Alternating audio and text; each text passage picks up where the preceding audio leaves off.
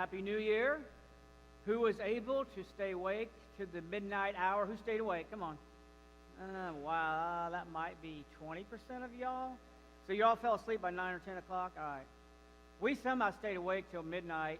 We watched 2 episodes of Little House on the Prairie. We blew our horns, and then we went to bed. So that was it for us. So, Happy New Year. I'll tell you this morning, we have a new soundboard back in the tech booth. Some of our sound team came in this last week and put it all together.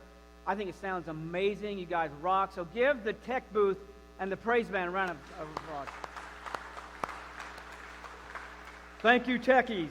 Thank you, techies. How's that? A reminder inside your bulletin, there's this green highlighted area.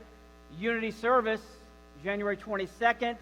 Guys, that's never happened before. I've never heard in my lifetime of 3 churches worshiping together on the same Sunday, let alone in the gym where many of us had PE, and I ran hundreds and thousands of pro sprints. Yeah, worship at the high school. Be there, okay? Be there. And with that being said, Ed Taylor and my brothers and sisters at United Christian Church, I love you. I love you. So, here we go. This year, and the years that have preceded, and the years that will progress, doesn't it seem that the years gain momentum, that our years gain speed? The phrase, time flies by. Moses is well aware of this phenomena that we would call time seeming to speed up as we age. Anybody know what I'm talking about? Right? Christmas went by like that. Moses, I don't know if you realize this, but he wrote a psalm, Psalm 90, and he said this: "For all our days pass away under your wrath. We bring our years to an end like a sigh. Our days may come to 70 years or 80 if our strength endures, yet they quickly pass as we fly away. Teach us, Lord, to number our days." Right?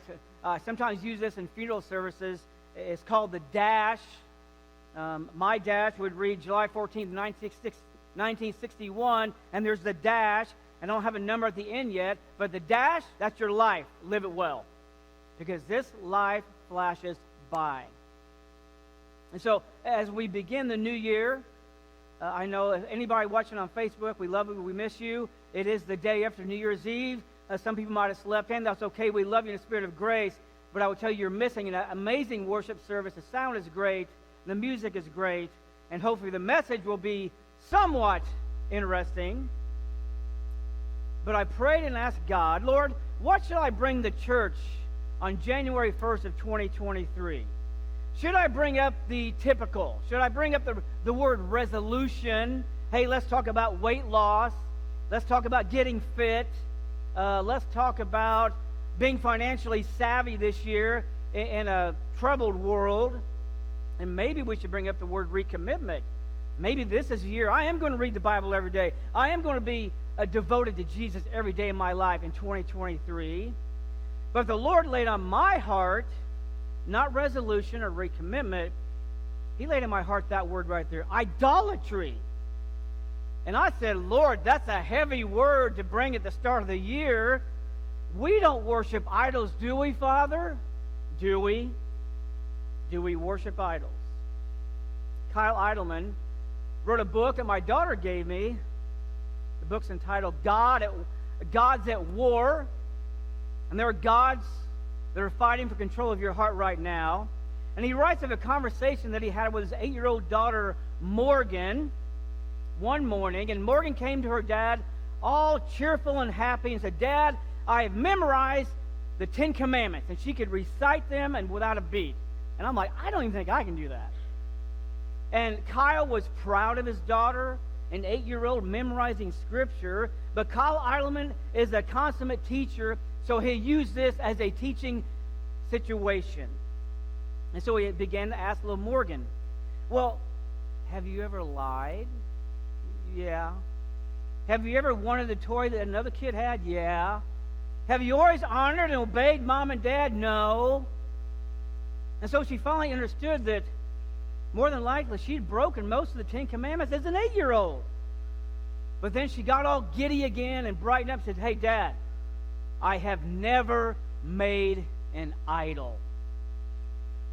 And so Kyle let it sit right there because he did not have the heart to tell his daughter that idolatry is the one sin that Christians will struggle with their entire life and not even realize it. Because the gods that battle for your heart right now, it's not Zeus and Hercules and Apollos and Aphrodite and Moloch and Chemosh.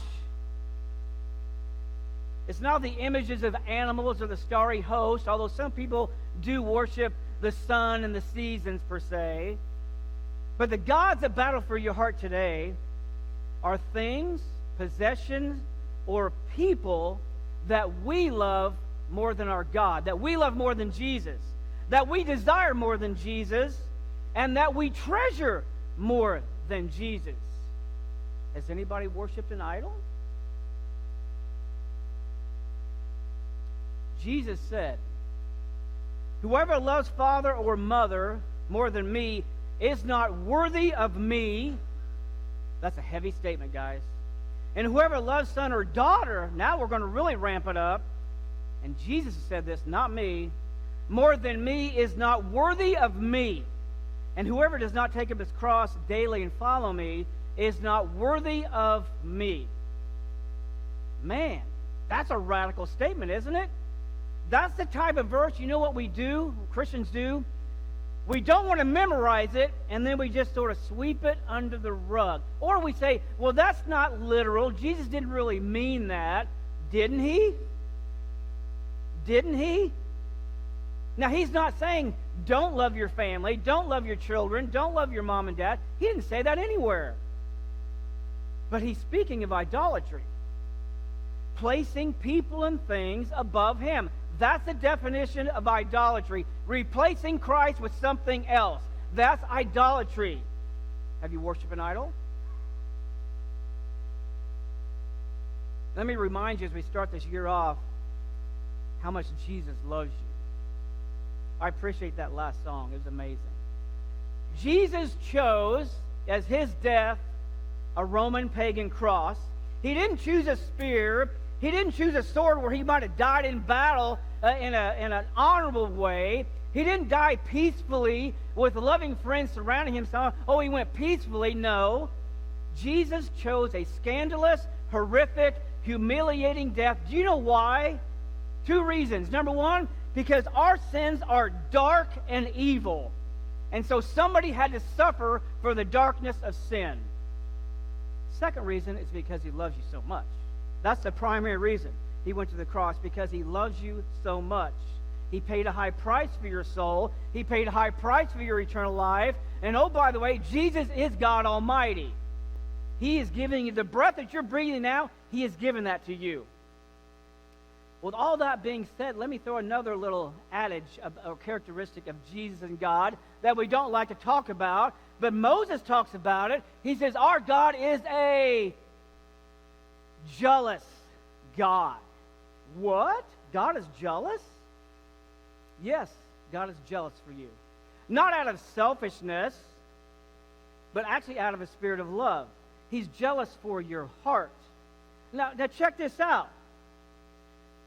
A wife that doesn't get jealous when a younger woman flirts with her husband in a very blatant way, or a husband who does not get jealous when a younger woman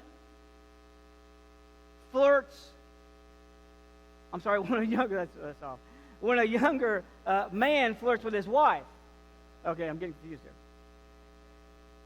If you don't get jealous when somebody else is trying to take the place of your spouse, then your relationship is not right. You should get jealous. I should get jealous when another man is hitting on my wife. Amen? Because someone is violating and attempting to replace the one who truly belongs in that seat, the husband and the wife. Same thing with God. God deserves a throne. And he gets jealous when someone tries to take his place. And not out of selfishness, but because of his connection and his love.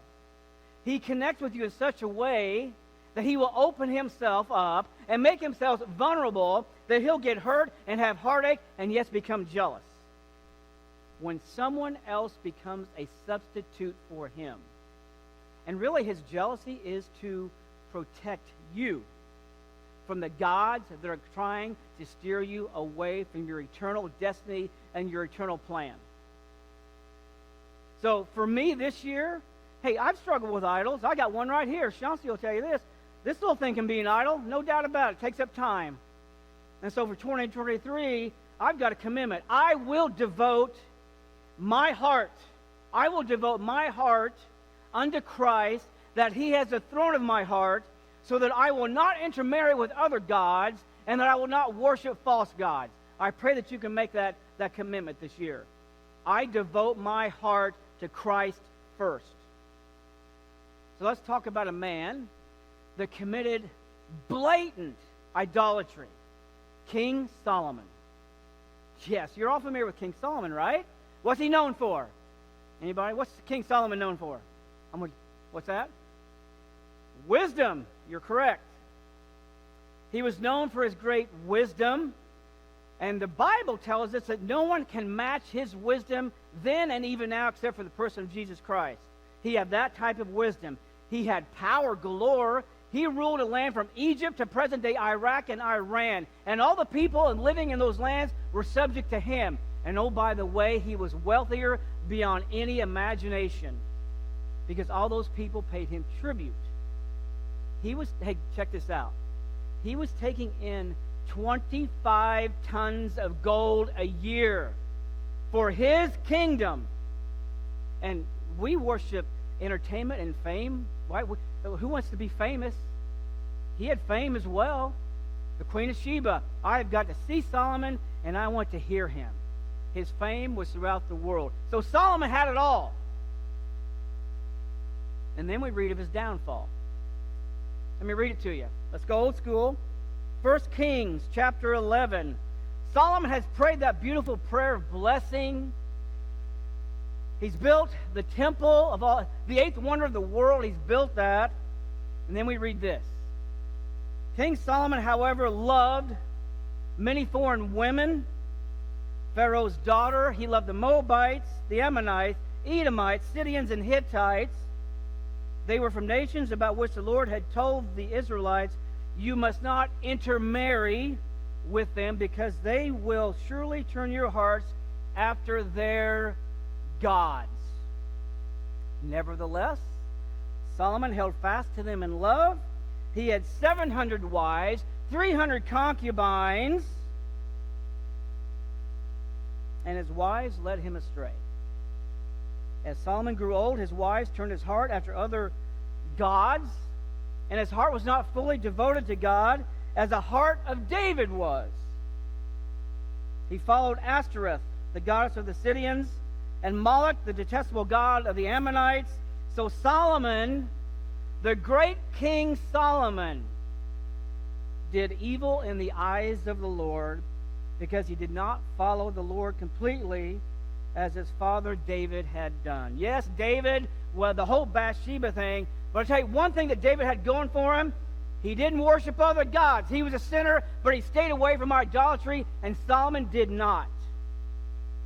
What he had in wisdom, he lacked in relational common sense. What man in his right mind thinks that he can please 700 wives? Not possible.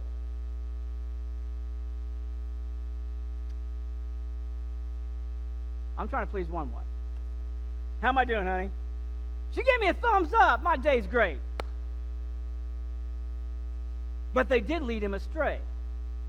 But in reality, you can blame the wives all you want, but that's not what faulted Solomon. It was really, he worshipped two gods at that time before the actual worship of other gods. He worshipped the god of sex. Why do you think he wanted 700 women? It's a no-brainer. He worshipped the god of sex. He worshipped the god of achievement. What he did was he stacked up 700 women like trophies. Yep, I got them all. He was worshiping the god of sex and the God of look what I have. That's what Solomon was doing.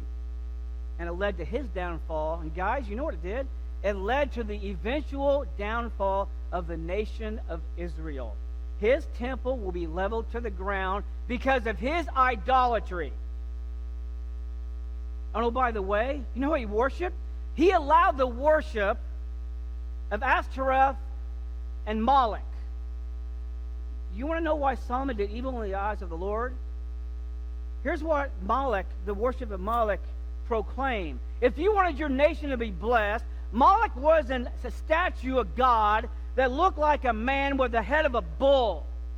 And what they would do, the statue would have its hands held out. The statue was heated up to an extravagant temperature.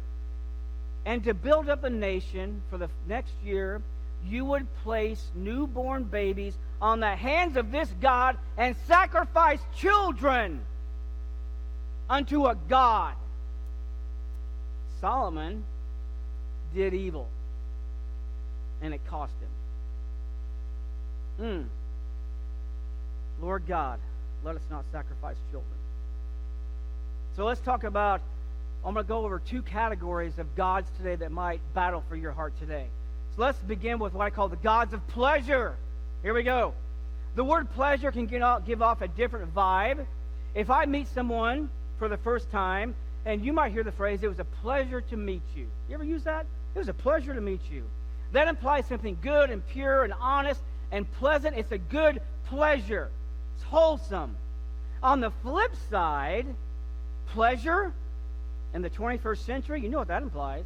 It's something selfish. It's an indulgence that gives only you pleasure. Could be food, could be entertainment. More than likely in our culture today, you know what it is. It's sex. In today's culture, pleasure means sex.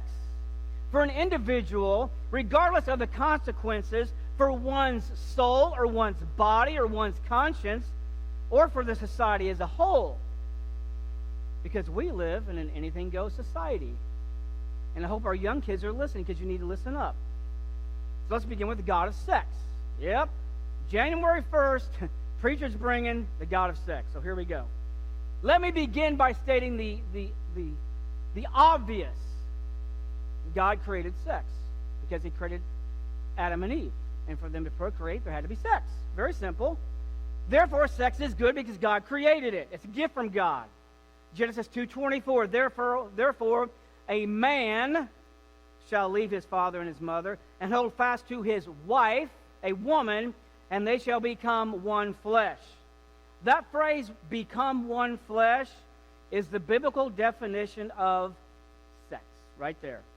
But it's much more than a physical union. It's rather two individuals blended together, mind, body, and soul. That's what sex was created for, not just the physicality of it. The book of Hebrews describes sex as a mingling of two souls, not just the mingling of two bodies. So the question is, how has sex become a god? It's been that way for centuries. Go back to the time of Jesus. My guys, King Nero was having all kinds of relationships with all kinds of people. The Greeks worshiped their bodies. When Paul went to the church in Corinth, man, they were living to please themselves like no other place on the planet. So how did sex become a god? Because I believe the intensity of the worship of this God has been intensified, and the acceptance of this God has been accepted in our land. And here's why. Because the shift has focused. The focus has shifted. The focus nowadays is not on the giver of the gift. The focus is not on the one who set the boundaries, and God set boundaries on sex. He did. But now we're all focused on the gift itself, not the giver. And so we have, as a society, we have cheapened the gift of sex. We promote it like a product. We glamorize it on every commercial. There are times where in the middle of the day, we've got to flip a channel because Sailor doesn't need to see that. She's 7. And then we obsess over sex to the point of exhaustion. And so now sex is now seen predominantly as just a pleasure. It's seen as a god. And I will tell you that sex as a god will lead you to emptiness. It will. It will lead to unnecessary divorces and heartache. It will, the worship of that god. And guess what? The worship of that god today has given a whole new take on the word slavery. There is an entire network of sexual slavery throughout this entire planet because people have chosen to worship the god of sex. Steer clear of it. Is it a god to you? Has pornography taken a claim in your heart and your mind? What should you do? Let me give you a couple examples. We just prayed the Lord's Prayer. Lead us not into temptation, but deliver us from evil. If you're struggling with that area, pray that prayer. Pray the Lord's Prayer and focus on that section. Pray yourself away from that God. Yes, we live in a sexualized society. Therefore, after you pray, take control of your mind. Your mind is yours, okay? Take control of it. Set up boundaries. Set up security posts. Don't let things in that shouldn't be in there. And when they get in there, trash them, flush them, smash them. Think of things that are noble, pure, trustworthy, and lovely. Okay? Husbands, think about your wives. Wives, think about your husbands. That's it. Draw near to God. He will draw near to you, and He will help you drive that God out of your life. Enough with that God. Let's move on to the next God, the God of entertainment. One of my favorite one-liners from any movie of all time comes from the movie Gladiator. Who likes the movie Gladiator, right? Maximus. Can you put that image up? I'm gonna be Russell Crowe today. After slicing and dicing his way to victory in the Colosseum, what does he yell out? Are you not entertained? Are you not entertained? We love to be entertained, don't we, Americans? We love our basketball and our football and our baseball. We love our octagons. We love to be entertained even in the church. Imagine for a second, now clear your mind of Maximus and try and get this image in your head. It's Sunday morning at this campus. It's 7:30 in the morning, and the parking lot is packed. If you get here at 8 o'clock, you're parking way down there on Wabash Avenue, past Walgreens. There's no room here. People are parking on the grass. The Sullivans, Dan and Priscilla, have created a tailgate frenzy. Biscuits and gravy, donuts, quiche, oatmeal. And everybody's tailgating out in the parking lot. And they're discussing the upcoming sermon series. The pastor's going to preach through the book of Acts. This is going to be amazing. Rob Harp nudges Audie Harp in their Bears jerseys. And Rob says, man, I hope the sermon goes into overtime. Right? Have I described the excitement of a Sunday morning worship service, or have I described the excitement of National Football League? Which one is it? There's a professor at Penn State named Dr. Prebish, and he has described the rise and the hype and what he calls the religion of sports entertainment. And he believes that the fastest growing religion in all of America is the National Football League. I have friends that get on those sites and they don't even know the score of the game. They just know how many points their wide receiver, their defense, or their punter has. Right? I'm not saying that's bad, but that's the extreme to where we've got. But we're not just enthralled with football. You can throw in the gladiators of the UFC, Major League Baseball, all the musicians that we follow and listen to, actors, politicians, and then we have this whole new genre of social media influencers that have no skill but look pretty. We follow them. But I'll say this, entertainment in and of itself is not a God. It's not a God, but you can make it a God. Paul writes to Timothy, our trust should be in God who richly gives us all we need for our enjoyment. Jesus said, I came that you might have life and have it full, have it abundant, have it full of joy. You are to enjoy this life. Enjoy it. You're created for that. Read the book of Ecclesiastes. Anybody read the book of Ecclesiastes? It's an interesting book. Solomon's trying to figure out life. And he uses this word vanity over and over and over. But he does mention, eat, drink, and be entertained. For that is good in this life. But you've got to read the rest of the story. Right? You've got to read the rest of the story. Because at the very end, his conclusion is, fear God and obey God. For God will bring into judgment every deed that I have ever committed, both good and evil. So after all this, hey, let's eat, drink, and be entertained, Solomon says, guys, fear God and obey him, because we're going to be judged. He figured it out. The issue of entertainment becomes when when entertainment becomes our God.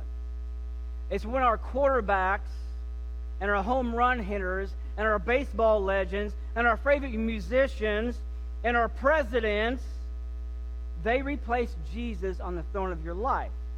That's sort of convicting, isn't it? Because you've all got your favorite players and athletes and all that, and sometimes you can put them way up on a pedestal and they don't belong there. And you want to know how to tell when you've replaced Jesus with someone else?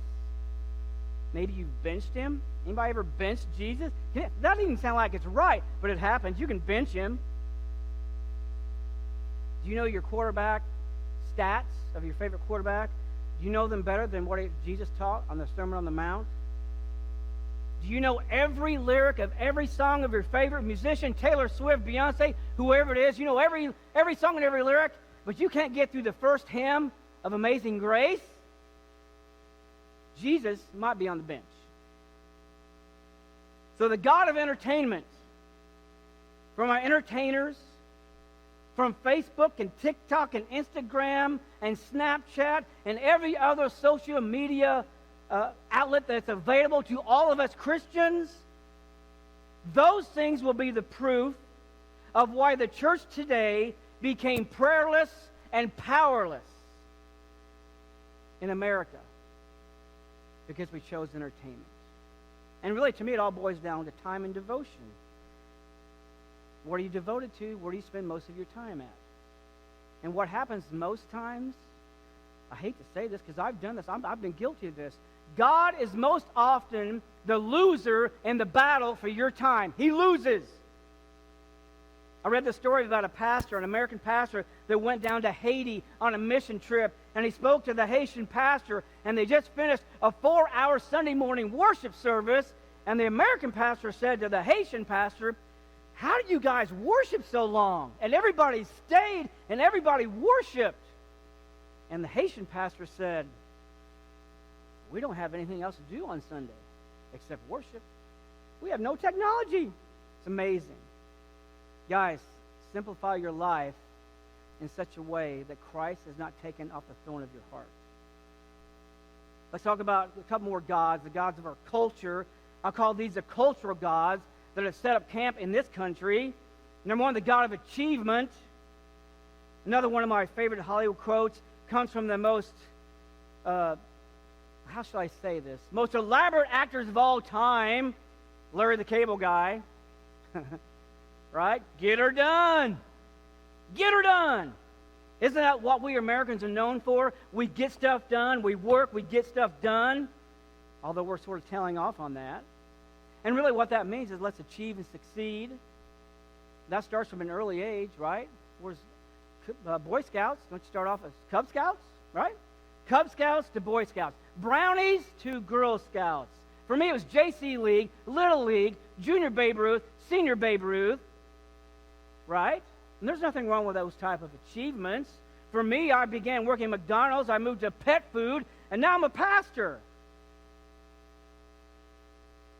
Nothing wrong with badges, athletic letters, job promotions, acclamations, even trophies.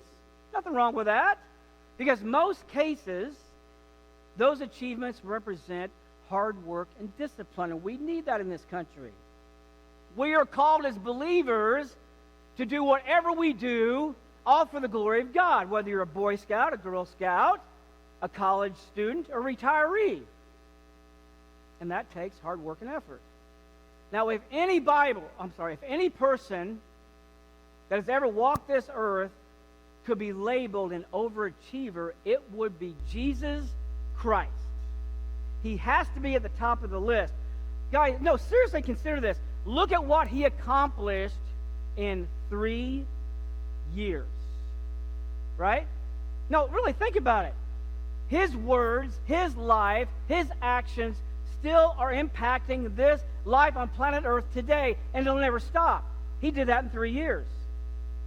And if you look at his life in detail, and to do that you need to read the Gospels, so that's a challenge for this year. Read the Gospels. Jesus was not concerned with checklists and accomplishments and accolades and achievements. What happened most times when Jesus healed somebody? When he healed a blind person, when the lame got up and walked, when the dead raised back to life, what did Jesus do? Shh, don't tell anybody.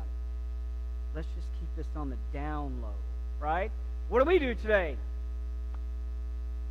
Bing, bing, right? That's what we do. I've done it. Jesus was not built that way. When it was time to stop and play with the children, do you know where he was going? He was on a preaching, healing tour.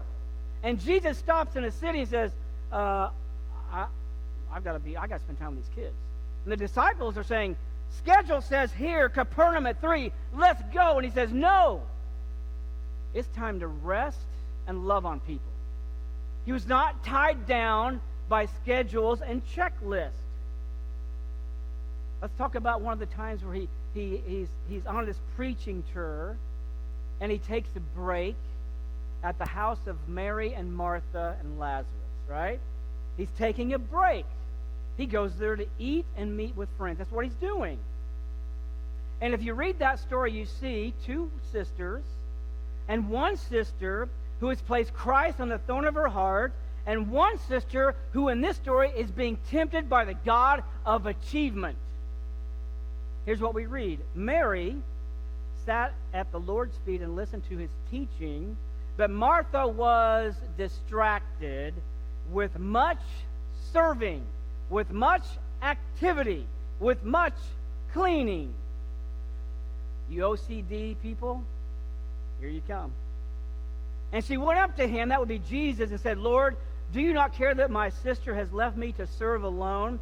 Tell her then to help me. But the Lord answered her, Martha, Martha, you are anxious and troubled about many things. Your checklist, your achievements. But only one thing is necessary. And Mary has chosen the good portion, which will not be taken away from her. I'm not going to tell Mary to get up and start doing the dishes. She needs to be with me right now. She has chosen wisely. Can you relate? Right? Got her checklist, outlines, got to get this done. This. I have a day planner. I got to do this, this, this, and this. Nothing wrong with those things unless they distract you from Christ. Martha was distracted. What distracted her? It said much serving. And really that's much listing of the checks. That's much achieving. And that's an achievement mindset. She's really saying, Jesus, look at my list, look what I have done, and look at my accomplishments. Jesus, don't you care what I have done? You know why the God of achievement wins so many times in the battle for your heart? It's because you can actually see results. You can actually say, well, look, I mowed the yard looks great. Look, I did the dishes, it looks great. The house, you can actually tangibly see what you've done when you are worshiping the God of achievement. Look what I've done, because you can see it with your eyes. When you sit at the feet of Jesus, that's not tangible. That's spiritual. Nobody really sees that. Nobody's really impressed with it. But it's what's best for you. It said that Mary sat and listened. How impressive is that? Here's what she did.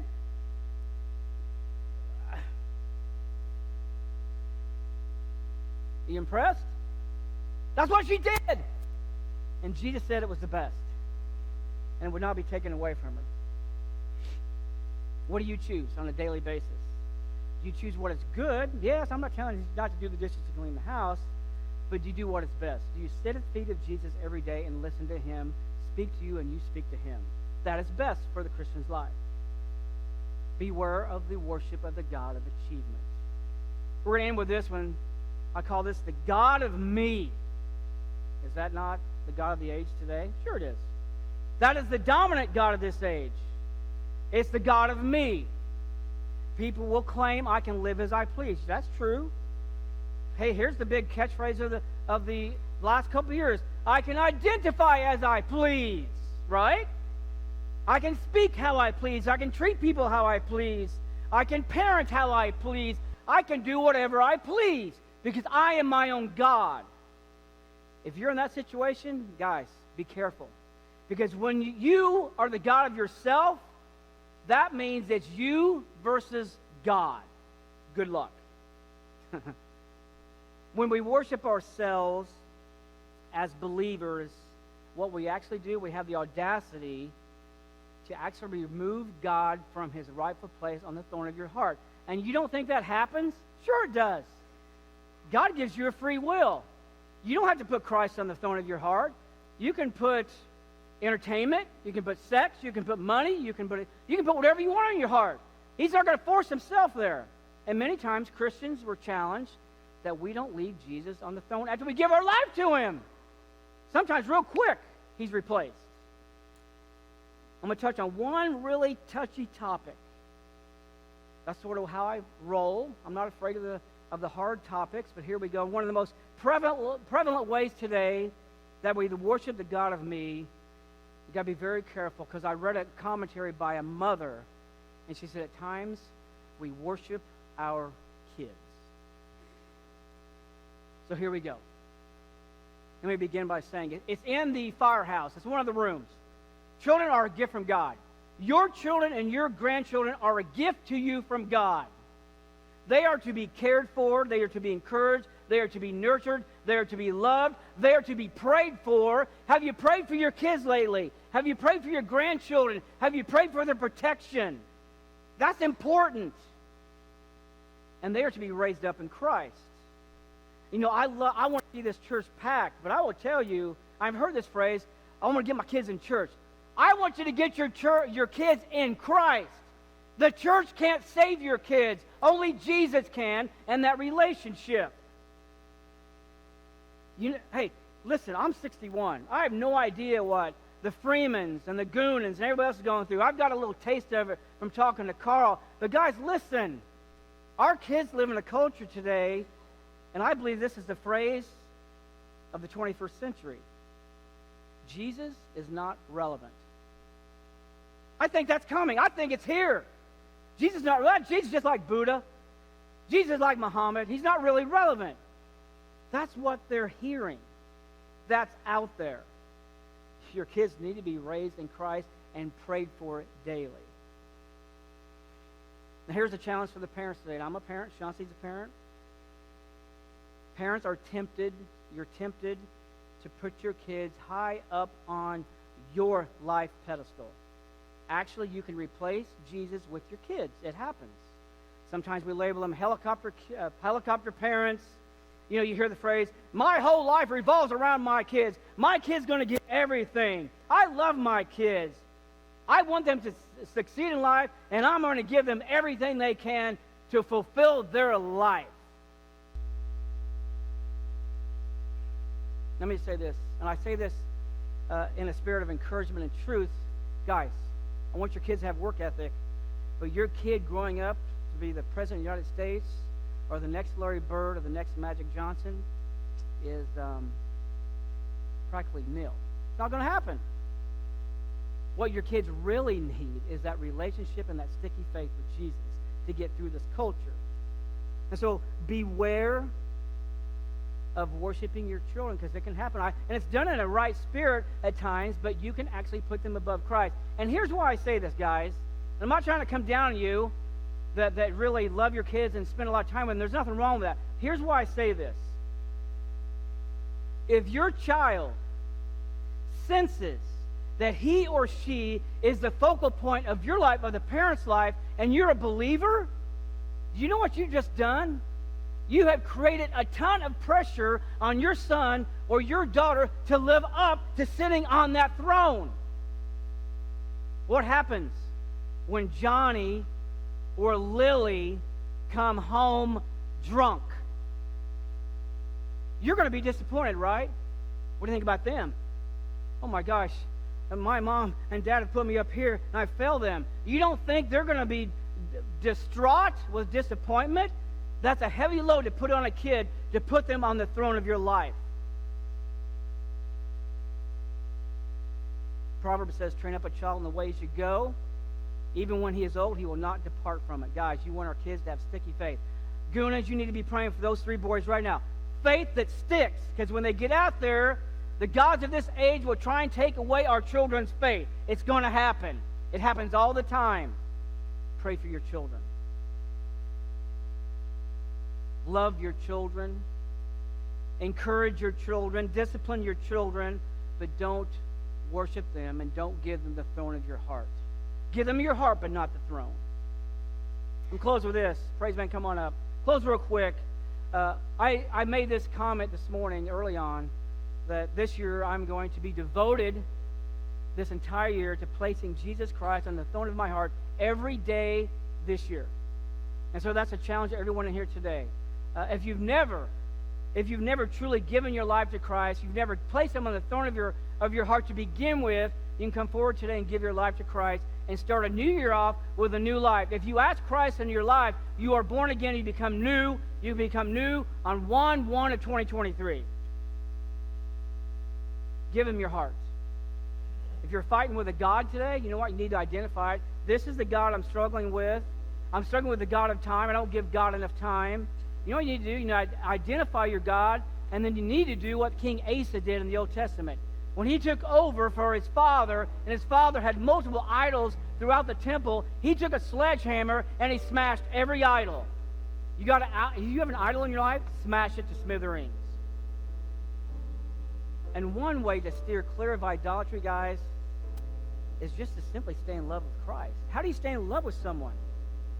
You've got to spend time with them, right? There's an old book I read. This is 70 years old. It's called My Heart, Christ Home, and it talks about all the rooms in our hearts: the library, the kitchen, the bedroom, the closet, all these different rooms. And many times we want to give Jesus. Well, Jesus, you can have this religion room on Sundays, but no, you don't get the library, and you don't get to see my social media account. He sees everything, by the way. And so it's just a challenge for 2023. My question is, will you put Christ in his rightful place, and that is the throne of your heart, so that you will not intermarry or worship false gods? Anybody needs prayer requests, you're always welcome to come to the altar. I'd love to pray with you. I could have one of the elders come up this morning. Anybody wants? I'm looking at Roger. Roger will call you up if anybody needs prayer today. Anybody needs prayer for healing, come forward. Physical healing, emotional healing. But guys, 2023, let's go. This is the year of the Lord.